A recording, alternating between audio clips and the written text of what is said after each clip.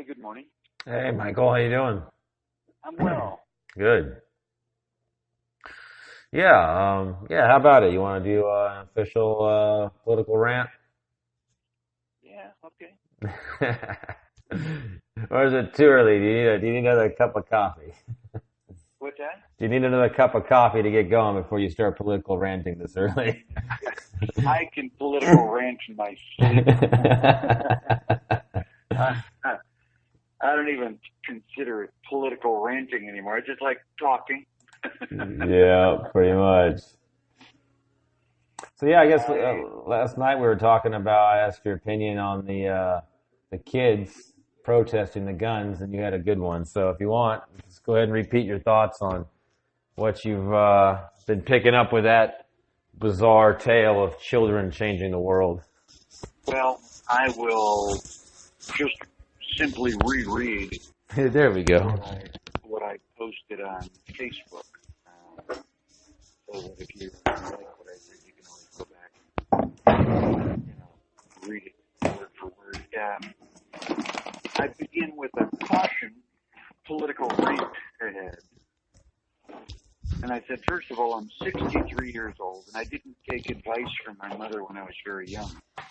The probability that I'm going to listen to a throng of immature, haven't started shaving yet high school students to decide what I'm going to do is exactly zero. Second, thinking that it's possible to eliminate all civilian guns in the United States because there's no way in hell the government is going to give up their weapons is equivalent to laws in Camelot. The snow may never slush upon the hillside. By 9 p.m. the moonlight must appear. In other words, it's never freaking going to happen. Not in my beloved Texas, anyway. Finally, the student demands defy simple logic. They call the police when anything bad happens, and they want big police officers with big guns to show up to solve the big problem. Not having your own gun to solve the problem itself is like committing suicide or begging for slavery. Without guns, you will either be killed by the bad guys or enslaved by the good guys. Another famous lie. Think the check is in the mail, and of course I'll respect you in the morning. Bottom line, gun control advocates are too stupid to survive on their own. End of this political rant. I'm sure there will be others. Well said, Mr. Michael. Well said. Well, it's absolutely ludicrous. First of all, where does anybody think that they get the authority to tell me how I'm going to live my life? Yeah. Seriously. Well, I don't give a shit what your opinion is. Don't try to tell me what to do. That's why I've been single all my life. I don't like people telling me what to do. yep. And the last time someone told me what to do, it was just before my mother died. Ever since she's passed away, nobody has gotten away with telling me what to do. Not any individual, not any group, and certainly not the government. I am independent. I do think, I was a Boy Scout for 12 years. I learned how to build a fire, build a shelter, find water out in the desert if necessary, to literally survive on my own. And, for the most part, I don't need people. The only reason I need people is just for, social involvement and achievement. But it's not like I have to have these people to care for me. And unfortunately, not that many people have the wherewithal to do that. No. Everybody wants to be, coddled and taken care of. Nobody wants to be their fault. A woman pours her McDonald's coffee in her lap, and then she's going to sue McDonald's. It's your coffee. Why did you put it in your happy place in the first place? Really stupid. We have one of the most litigious societies in the world. Anything bad happens, we're looking for somebody we can take to court. It's got to be somebody else's fault, because certainly we're not going to take responsibility for ourselves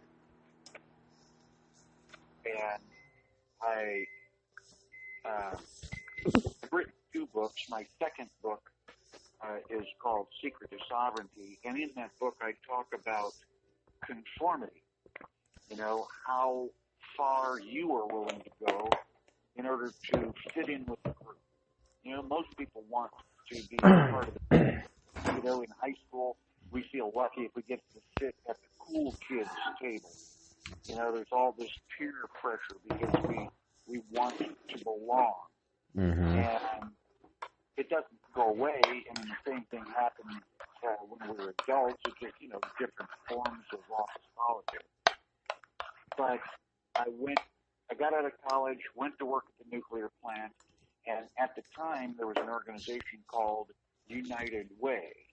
And instead of contributing to the Boy Scouts, the Salvation Army, you know, all these different charity groups, the idea was that you just give your money to the United Way, and the United Way would, you know, work on spreading out the cash to whoever needed it. Right. And the nuclear plant was hoping to achieve 100% participation. Mm. Nuclear plants get a lot of bad press in the public, and you know, if we can show that, you know, we are really helping the community, maybe people won't hate us as much. Right. So they wanted everybody at the nuclear plant to contribute something to the United Way, so we would have 100% participation. Mm.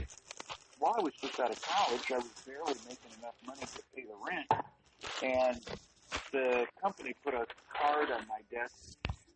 Was all filled out for me. Ah. You know, it had my name, my address, and it had automatically checkmarked 1% of my income. Oh, man. You know, and all I had to do was sign it and put it in. Well, I crossed that out, put 0, and sent it back. And that went back and forth for a couple times. And I'm not exaggerating, not making this up.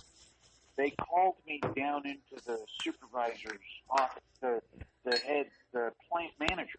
Yeah. And all of these bigwigs are sitting around me in this big fancy office, and they literally had a chair in the middle of the room, and all these men were standing around me, which, if you know anything about body language, yeah. This is all an effort to intimidate me. They are taller, bigger, more important than I am, and they're trying to scare the tar out of me so that I will, okay, I'll give you some of my money. And I told them to shove it up their ass. Yeah. I said, I'm a scoutmaster. I spend all this time every week going to scout meetings. I go to camping trips on weekends.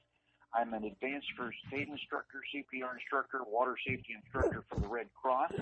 And so I contribute almost 40 to 60 hours to the community. I said, when you guys start contributing that many hours to the community, then we can talk about whether or not I'm going to contribute any of my money.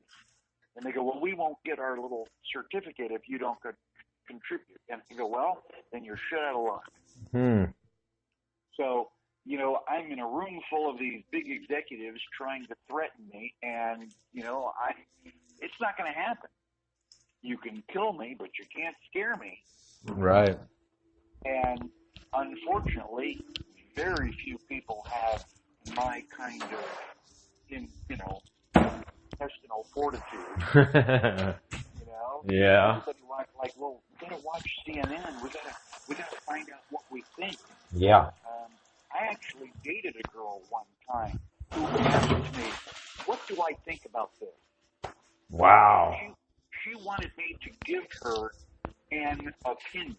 Probably her last boyfriend or main guy had that, you know, with her. Yeah. Probably. And I said, well, there's no doubt that I'm opinionated. I've got an opinion on just about everything. But I'm not going to give you my opinion just that you can, you know, pretend that it's yours. So, you know, unfortunately, very few people have my level of independence, and they want a government to take care of them, protect them. I got to get my Social Security check. I've got to get my free health care, my children's education. I have a right to this, a right to that. I'm afraid of my neighbors, so I want the government to pass all these anti-gun laws. And it's all an emotional reaction. These children, marching on Washington. Now, am I sympathetic to the fact that some of their classmates were shot and killed? Yeah, I'm not an idiot. I'm very sympathetic to that. Right, of course. I wish I had been at school with my gun, yeah, so I could have stopped the whole thing from happening in the first place. Yeah. But I also recognize that this whole thing is just an emotional knee-jerk reaction.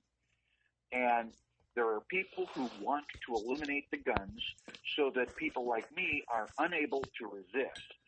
Yep. That's what happened in Germany. Yep. You take away all the guns, the people can't resist, and then you march them off to the, extermination point. And, the cry is never again. We're never going to let the Holocaust happen again.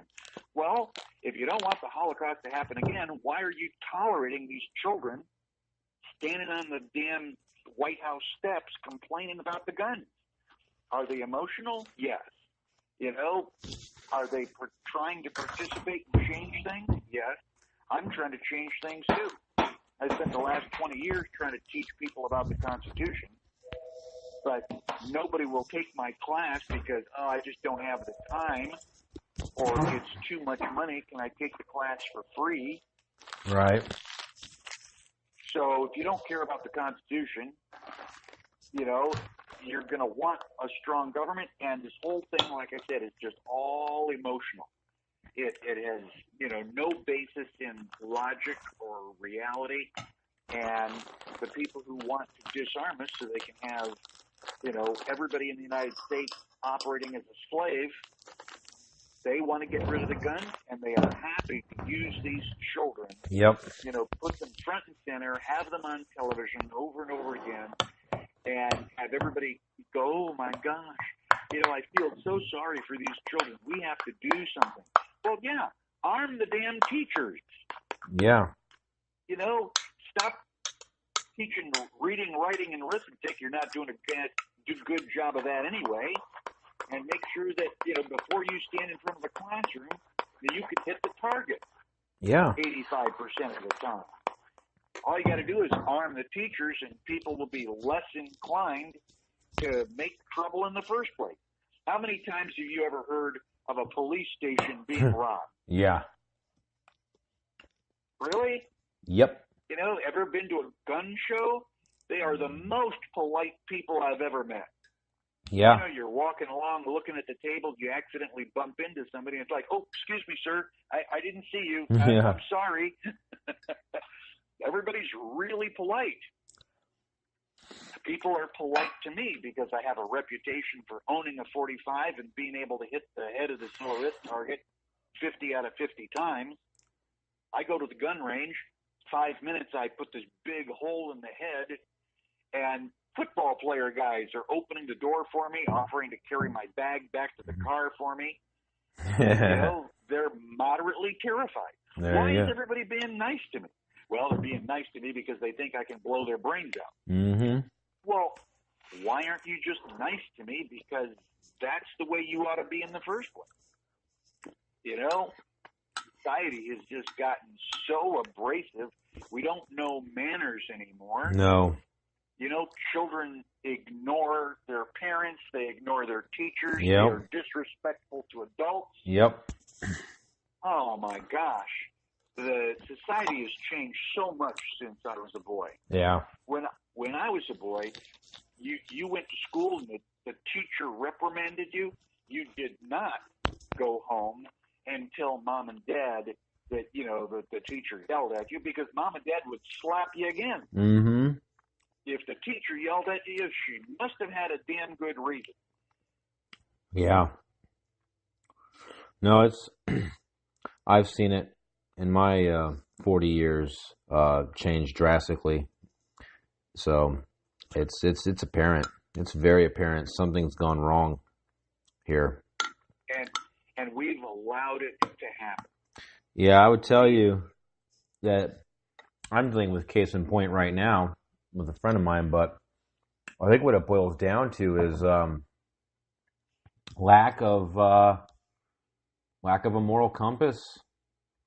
Yeah. People just don't have it now because who's teaching the moral compass? When you were a kid, your parents had a strong one and they taught you a strong one, so it was still good with you. At some point in your generation, when you guys became parents, maybe you rebelled against some of that, or maybe the TV and the media and the politics and the government and the school system morphed you enough, and you had the hippie era. But again, you had a hippie era because it was told that there was one. It was advertised.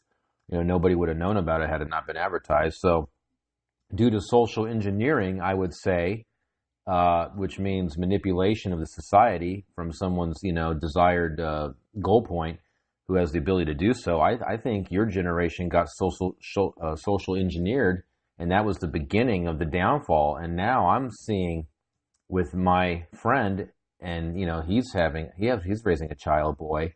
I'm seeing just like insanity, Michael. Like, it blows my mind. Like, wow, this is how you raise kids. This is how you do things. This is how you parent. Like, this is scary, very scary. And this is just 3 generations removed from you guys. Yeah. It's gonna be bad. It's gonna be a brave new world, Michael. I mean, every day I'm being reminded why I need to just get the hell out of here and move to the mountains, where I can be a sane, mature adult and get out of this cuckoo la la land nightmare that I'm in. Yes. However, that only postpones the problem. Oh no, there's no fixing it. That's what I'm saying. I want to go to the hospice, Mike. I don't want to be, I don't want to be dying here at home. I want to go to the hospice to pass. That's all it is. Yeah. I'm with you. I agree. We've lost something. I used to wonder when I was a boy whether or not I would stand at the wall at the Alamo. I mean, the men at the Alamo were there for 13 days being shelled constantly during the day. And most people don't realize they had the opportunity to leave. Colonel William Travis was sending messages to Sam Houston every evening. And I don't know, I find it difficult to comprehend, but Santa Ana only had the Alamo surrounded on 3 sides. There was a back door, and every night they would have a rider on horseback slip out the back door and take another message to Washington on the Brazos, where the Texas Declaration of Independence was being written and signed. And it was like, help, we need reinforcements, quick. And Travis, signed one of his letters, victory or death. And so these men knew what they were up against. Travis drew a line in the sand. He says, I cannot force you men to stay here because this is basically a suicide mission. If you want to stay, you have to voluntarily step across this line. And everybody did. And Jim Bowie was injured. He was on a cot. He had people pick up his cot and carry his cot across the line. So these men were never given up. And I used to wonder if I would have the tenacity to stay there and fight and obviously die for a principle. And as I've grown older and more stubborn in my ways, I realized that I would have been there. There's no way I'd have left. And as I said earlier, you can kill me, but you certainly can't scare me. Right.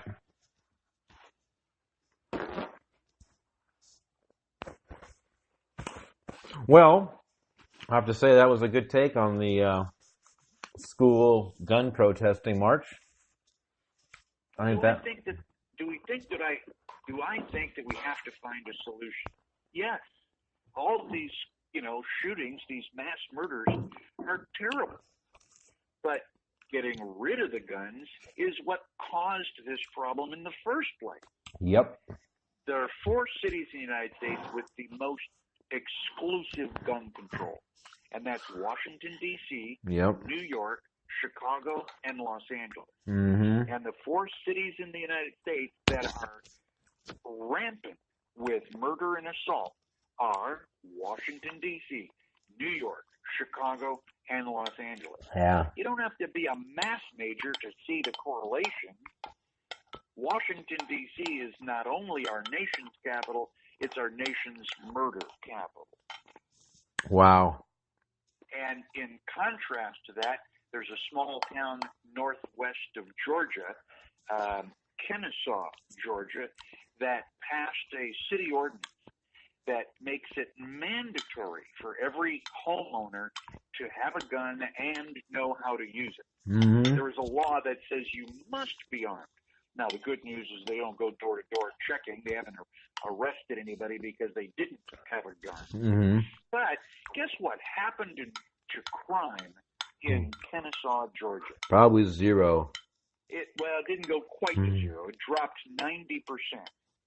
10% of what it used to be. Yeah. Why? Well, because bad guys are not idiots. They don't want to die.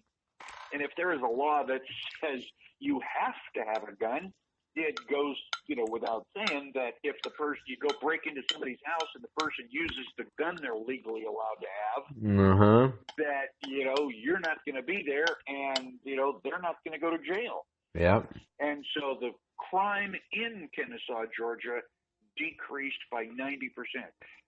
Another question, what do you think happened to crime in the surrounding areas? Went up. Damn right. We're not going to steal anybody's stuff in Kennesaw. We're just going to go next door.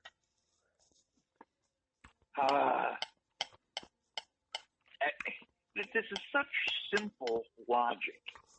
But man, they don't operate on it. Like you said, the people that are wanting the government, people that want to rip up the Constitution and want the government and need it, they don't. Well, you know what? They didn't get there with logic. So that shows you that there is a percentage of the human population in America, and that's probably somewhere near 80%, if not higher. They don't have basic logic, and I'm witnessing it right now. I'm witnessing basic logic where you say 1 + 1 + 1 is probably 2 at this point with the variables known here. So you probably don't want to do this math right here, guys. And like, nope, we're doing it. It's like, well, you don't have any logic because it would say that this is going to be the outcome, and they just do it anyways. And they just don't have it. They don't have it. Guys, girls, dumb, old, young, you name it. They're just missing their logic sensors, Michael. It is worse than you can imagine. Yeah. I went to buy gas, and I stopped to buy a snack, some junk food for the trip. It was 99 cents. I gave the man a $1 bill. He gave me 4 pennies in change. And as bad as that sounds, it's not the worst I've heard. I was arguing with a woman over the telephone, and I, tried to get to, something really simple. And I said, 2 + 2 is always equal to 4. And she said, no, 2 + 2 can equal 5 for sufficiently large values of 2. Who said, wow, that's interesting. Where'd she learn? Sufficiently large values of 2? So 2 can be a different value from time to time? And my reaction was to hang up and not even continue the conversation. No. There's no point in trying to talk to somebody like that. I recently saw a picture on internet. It was wonderful. It said, arguing with an intelligent person is very difficult. Arguing with a stupid person impossible. Yep. I'm dealing with it. Yeah, no. If you know what it is, as soon as you know someone is not using logic as the base operating system of their life, they're scary, and you have to stay away from them because that means you can't even talk about the definition of a word. If someone leaves everything up for grabs and everything's opinions and nothing is solidified, then everything you do with that person is in a gray area that it's a defying, reasonable outcome. And it's Well, scary. Darren, you know that it depends on what your definition of is. Yeah, exactly. Exactly, Mike. From from from the the chief liar Yes. in the White House. Honest to God, if that guy wasn't pathological, I don't know anybody who is. You know what you just said about the 4 pennies? I went to the bank last week to make a deposit for my job, and I took them $120, and the deposit was for 117. The teller radioed back to me. He goes, "What do you want me to do with this? The other $3?" I'm Michael. Michael. See, my immediate thought was, he's in the bank. He's the bank teller. This is his job, his only job. What did I do wrong? I double checked. My work. I was fairly certain I wrote it out, correctly, that I was doing something right. And I was like, I know I wrote this out right. I know I did this right. I thought about it because I'm going to the bank. And I immediately thought I was the defective one, Michael. And then I said, how about you give me $3 bills? And he's like, oh yeah, that's right. Sorry about that. And I'm like, that's your job, is to give me back money. What do you? How are you malfunctioning on this, man? So. Well, I don't like McDonald's food is okay, if you're in a hurry. I mean, it's not healthy for you, but every once in a while, it's not going to kill you. I used to go to McDonald's, and the person behind the cash register could not make change without the cash register. You give them a $5 bill, which is more than the price of the food, plus a couple of coins and change. And what? I mean, what's going on? Mm-hmm. So they punch it into the computer, and now my change is $1.25. Yeah. Mm-hmm. And the young man pulls the dollar bill and the quarter out of the car, and he's handing it to me like I just did a magic trick. He's like, "Did you see that?" But it's worse now. I went to McDonald's, and I swear, all I got was a soft drink. I was traveling, and I just wanted to, have something to sip on while I was driving. So I got a soft drink. I gave the girl the money. The cash register told her that I was supposed to get, 46 cents back in change. She could not give me 46 cents. She had to call her supervisor over to find out what coins you use to total up to 46%. Oh, man. Oh, man. Yep. So that's what we're dealing with, and it's everywhere. It is at all levels, from the lowest level to the commander-in-chief level. We are surrounded by idiots. And you know what? Maybe it's always been this way. Maybe it always will be this way. Now that we're bigger and everything's more entrenched, which is to me the most upsetting part, is if this is a constant, that there is idiots in society and humanity, but the fact that we have this digitized fiat currency, legal monopoly with so many people involved, it doesn't seem like there's any slowing or stopping it without it blowing up. It has to blow up before it can be reset. So, and you know what was it? The Constitution or America was called the Grand Experiment or the Great Experiment, right? Is that the phrase? And you know what, Michael? It happened. It happened, and it's over. And you know what? Here we are, you and me. We can look back at the skeleton. We see what was, and we acknowledge what was, but that's not today. And even though it may be right, even though it may be just, what it was is not what it is, and now we have to figure a way to keep ourselves alive in basically a dark age. Well, one of the things, there have always been people who are stupid. However, nature used to eliminate those people. Yeah, yeah. You know, I used to get email, It did. once a year for the Darwin Awards. Yeah, no. You know, the people who were so stupid that they, inadvertently killed themselves. Yeah. You know, but our society has gotten to the point where we are taking care of those people. Those people are no longer eliminated. You know, and they're still allowed to reproduce and make, dumber kids. Yep.